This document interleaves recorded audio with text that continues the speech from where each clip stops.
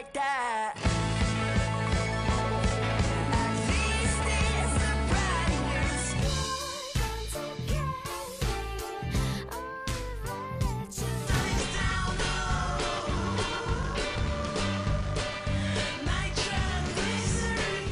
As the ship went down, I could see your face.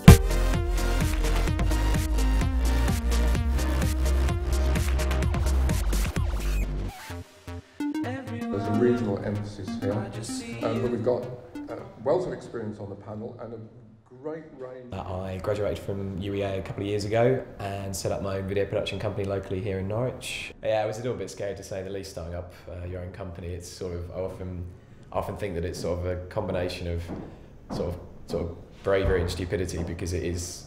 I still think if I knew what I knew now, I would have still done it, but.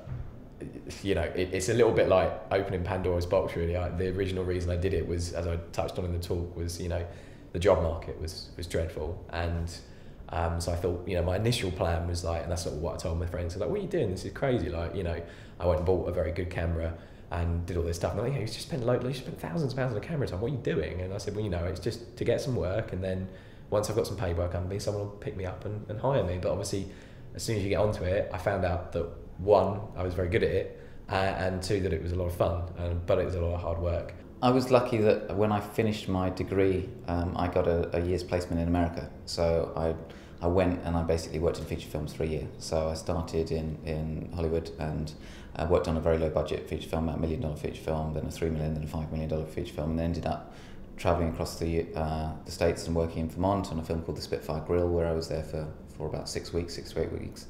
And from there, then got asked whether I could do a film in New York, which turned out to be Independence Day, and I worked on Independence Day for I think it was a 5-week period where we were there in New York, and came back to the UK and decided to set up my own company. The route to success is to work incredibly hard, and you can never start too early.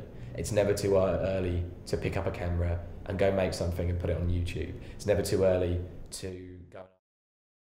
You know, while you're at college, while you're at university, don't spend your summers just sitting around. I think Sound and Vision is great for Norwich. I think that having the music festival here, particularly new bands, and sort of the music scene is quite vibrant, I think, in Norwich. I think it's one of these things that I hope will grow, and the fact that this year it's linked up with John Peel and it's the John Peel Festival for New Music is great, and I hope that it will do well so that it's something that will continue every year. It's a great thing to have, you know, a whole 3-day event just based around music and the moving image, and to have such a concentration on this. And I think, you know, for me, if I'd have seen this when I was earlier, it would have meant that when I was, you know, earlier on in my life, if I could have attended something like this, it would have given me that idea of, oh, I can work in this industry. And I really hope that it inspires people and shows people that, you know, it is possible to do all sorts of exciting things within the industry.